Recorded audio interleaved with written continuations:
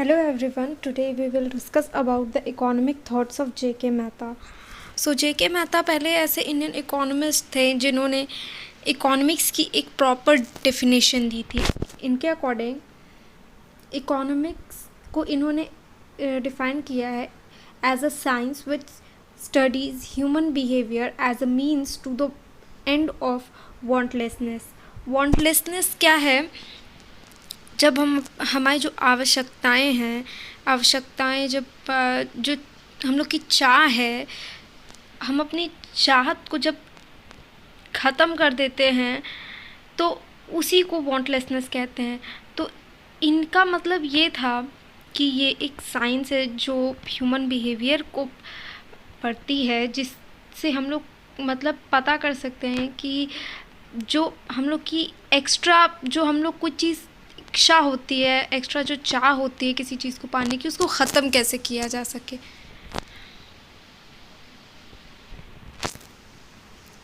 अब state of वांटलेसनेस कब आती है?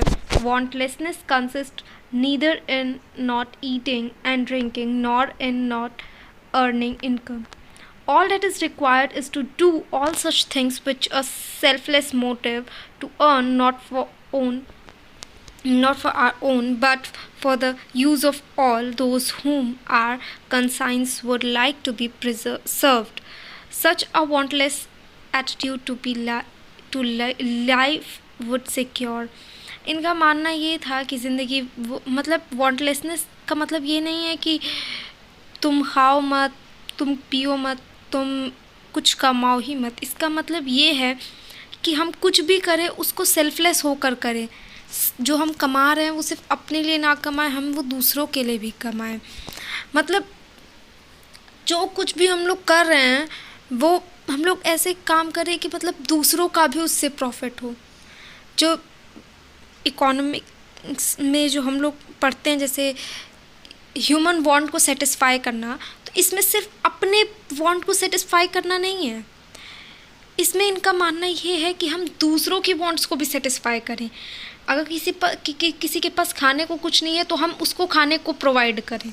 इनका ये मानना है कि जिससे दूसरों को हैप्पीनेस मिले, दूसरों को सेटिस्फैक्शन मिले. इन्होंने एक और थ्योरी दी है, nature of economic generalisation. Economic generalisation का नेचर क्या है? Economic theory teaches to arrange facts in proper order of their magnitude और in the order of their place in time. Economic generalisation वो है जो हमें रियलाइज़ कराती है कि एक सिंगल एक्सपीरियंस जो है, जो अकेले उसका कोई मतलब नहीं है. हर चीज़ एक दूसरे से कनेक्टेड है. अगर हम किसी को वोकेशनल ट्रेनिंग दे रहे हैं तो उससे हमें भी एजुकेशन मिल रही है. मतलब अगर हम किसी को टीच कर रहे हैं तो इससे हमारा भी प्रैक्टिस हो रहा है और सामने वाले को भी नॉलेज मिल रही है.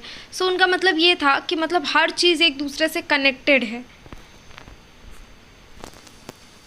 Economics of fasting. यहाँ पे फास्टिंग का मतलब ये नहीं है कि किसी तरह का फास्ट रखना, मतलब व्रत वगैरह. यहाँ पे दो तरह के फास्ट कहा गया है. First, bodily fast. It should not add to its building plants machinery stocks and goods etcetera. मतलब सिर्फ बिल्डिंग प्लांट्स मशीनरी एक्स्ट्रा खर्च करना, उन्हीं को बढ़ाया जाना, इसको इन्होंने मना किया है पूरी तरह से. Secondly, mental fast. That is organisation should think पायसली.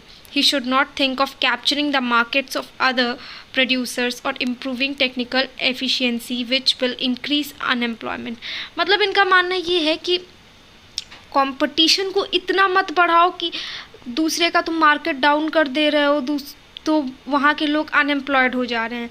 इनका ये मानना था कि हर चीज़ मेंटेन करके चलो कि अपना भी फ़ायदा हो रहा है, सामने वाले का भी फ़ायदा हो रहा है, वहाँ के लोग भी अनएम्प्लॉयड नहीं हो रहे हैं, यहाँ के भी लोग अनएम्प्लॉयड नहीं हो रहे हैं.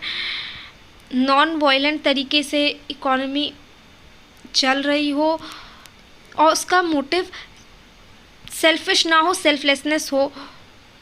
और इनका मानना था कि कुछ ऐसे बिजनेस होते हैं जिनका मोटिव ही होता है बस दूसरों को ओवर पावर करना। तो उन्होंने कहा था कि उनको इस टाइप के फास्ट यानी इन दोनों चीज़ों को इंक्लूड करना चाहिए अपने बिजनेस में।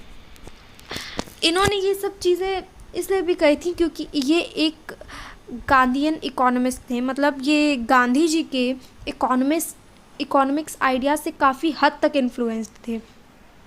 इन्होंने भी अपने इकोनॉमिक्स थॉट्स में भी कहा है कि वायलेंट इकोनॉमी नहीं होनी चाहिए, हमें दूसरों के बारे में सोचना चाहिए सेल्फलेस होके, हमें अपनी वांट्स को इस हद ऐसा रखना चाहिए कि हम अपनी वांट्स को फुलफ़िल करने के बाद दूसरे की भी वांट्स पूरी कर सकें। तो इनका भी मानना काफ़ी हद तक वैसा ही था, ये इन्फ्लुएंस्ड उन्हीं से थे। So that's it for today. Thank you for watching our video.